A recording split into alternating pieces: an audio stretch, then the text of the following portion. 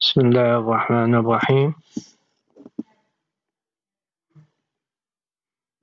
الحمد لله والصلاة والسلام على رسول الله وعلى آله وصحبه وسلم أجمعين.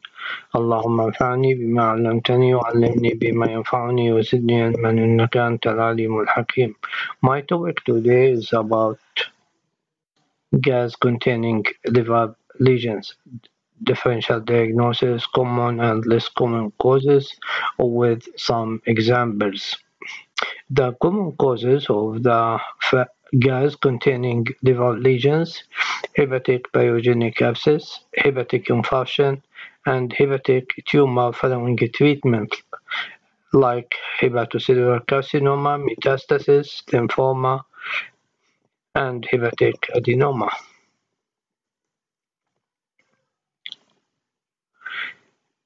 The key of differential diagnostic issues: 4 ways to developing gas in the liver: by infection, gas-forming organism; by infarction of the liver or lesion; open wound or surgical drain; and reflux of gas into lesion from the biliary tree. The helpful clues for the common diagnosis: hepatic pyogenic infection. 4 major routes to develop infection to the liver, both through the portal vein: thrombophlebitis resulting from diverticulitis or appendicitis, ascending cholangitis, gallstone or biliary obstruction, direct extension from the perforated ulcer, and traumatic, blunt or penetrating trauma. Can be multi-septated and can be a cluster of grapes sign for diagnostic clue. Here we see hepatic pyogenic abscess in axial cut on CT scan with gas-forming organism following this patient following cholecystectomy.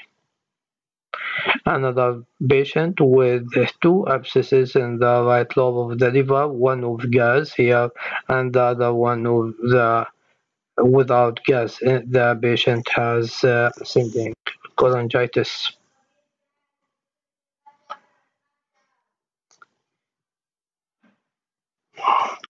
Hepatic infarction is uncommon involving the liver because due to double blood supply, and usually requires interruption of both portal venous system and hepatic. Usually requires an interruption of both portal venous system and hepatic arterial supply.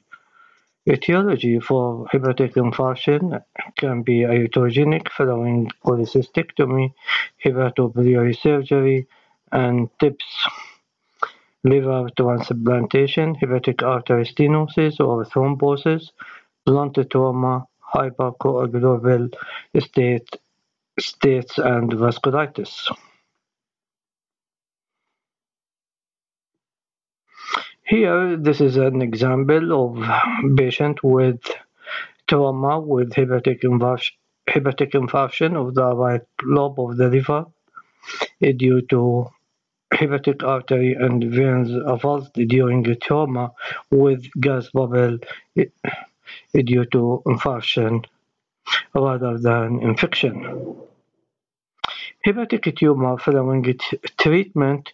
Any treatment result in sudden death of substantial amount of tissue, either benign or malignant, like chemoembolization is more frequent than radiofrequency or cryoablation chemotherapy, more than surgical ligation of the hepatic arterial branch.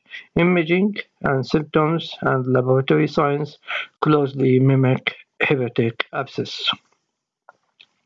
Here you see patient with axial CT scan of the liver with a portal venous gas flowing resection of peripheral cholangiocarcinoma involving the left lobe of the liver.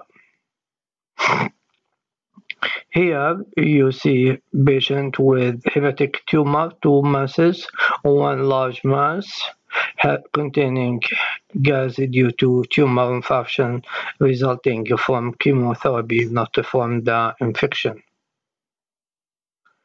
Less common causes, we have myeloma, hepatic amebic abscess, hepatic hydatid cyst, and retained foreign body.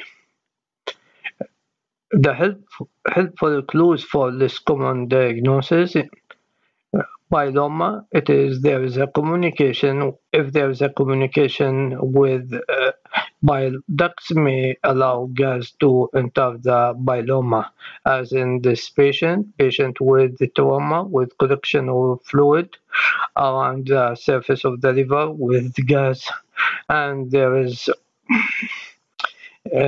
deep laceration of the liver with dot of gas bubbles noted in the myeloma. Amebic or hydatid abscess due to secondary bacterial infection, as we see in this patient with multiple hydatid cysts involving the liver with probably gas due to secondary infection. Retained foreign body, retained surgical sponge will have opaque stripe, oxidized surgical gelatin, Surgisil used to control bleeding, multifocal gas without fluid component, does not imply infection. As we see here, this patient with surgical clip here and gas bubble noted in the lesion due to Surgisil, Surgisil used for hemostasis and left in bliss in this patient. And thank you very much for listening. Hoping to see you soon in another talk